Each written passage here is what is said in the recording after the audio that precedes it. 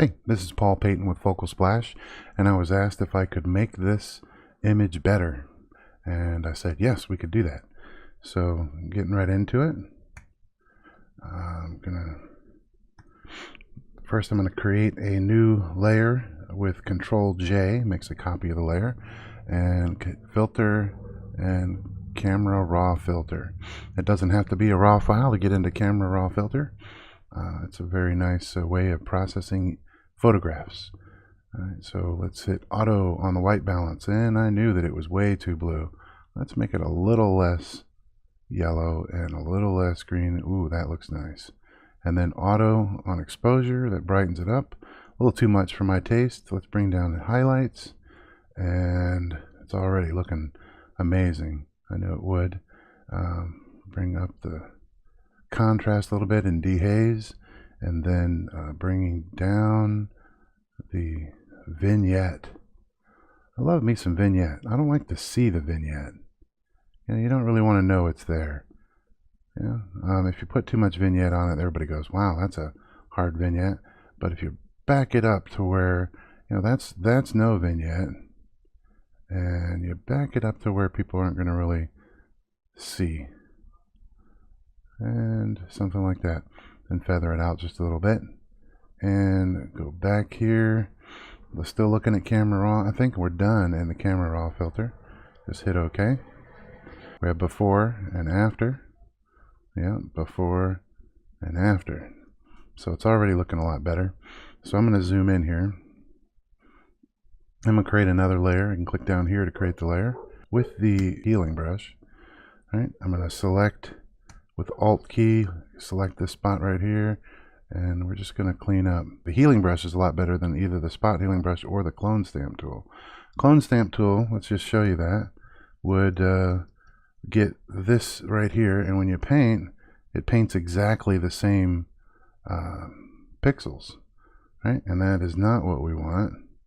The spot healing brush, on the other hand, it decides wherever it wants to decide to replace that. And it's very effective quite often, but it's a little random sometimes, and I like to have control. It's so the healing brush is almost in between that. See, it's not going away there. Makes you wonder, well, why not? Well, the healing brush will let you grab the pixels here and just paint over that. I tried that 4 times with the spot healing brush, and it didn't do it. Yeah. So you get to decide where the pixels come from that you're replacing the pixels with. And it's not actually replacing them completely, it's a blending process.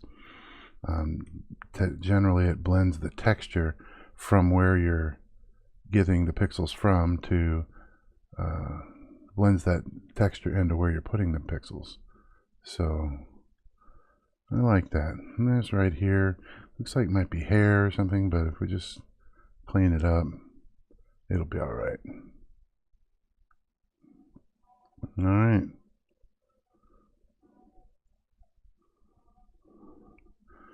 Okay, look at that. It's already getting cleaned up pretty nicely. Let's go ahead and the healing brush also tends to blur a little bit.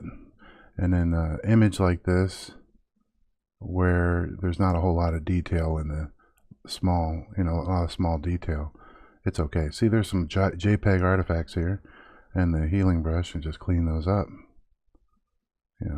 Why do we have JPEG artifacts? Because we started with an image that was a JPEG already and compressed with Facebook. Eventually Facebook's got to get over their tight compression of JPEG files. I mean, I know they want to save space, but they got to have a way to allow people to put up images that aren't so compressed. All right, so zooming out a little bit, I'm gonna select here again and just smooth out a little bit bigger brush there. That looks really nice, I think. And the camera looks like a pretty nice camera that's taken picture with. We probably have the the raw file someplace, or at least a large uncompressed JPEG someplace, which, you know, later on, if the owner of the file wants, we can edit that one too. You can use the clone stamp tool in this situation, but change the opacity of the clone stamp tool. You can't change the opacity of the other one, but you can change the opacity of the clone stamp tool. And so just grab right here and clone stamp over that, and it's not getting rid of it entirely. It's just covering it by 30%. See? So changing the darkness. A young boy's hand. You know, if they're not getting in dirt, then they're probably girls, right? So, all right. There we go. I think we're going to leave the rest. I can do something, just grab this, create a new layer with Command, Alt, Shift, and E. Made a complete copy of everything that's underneath it. And I'll go ahead and make another one with Control J. Change this to Vivid Light. And go to Filter, High Pass. Alright, bring the radius down a little bit. A little more, something like that. Hit OK. And then I'm going to put a layer mask on here. And Control I to invert it. And then we're just going to shine his eyeballs a little bit here. With the brush, we're going to paint white at about 50% just to give it a little, reduce the opacity of the layer even. I think that looks good. Yep. And the question is, has the image been improved? And I think it has. So I'm going to go ahead and save this and export it and send it back to the owner. And if you have any questions on what I did, I'd really like to hear them. So just go ahead and ask wherever you see this video, whether it's on YouTube or Facebook. You can ask right there and I'll get the comment and answer it for you. Thank you very much.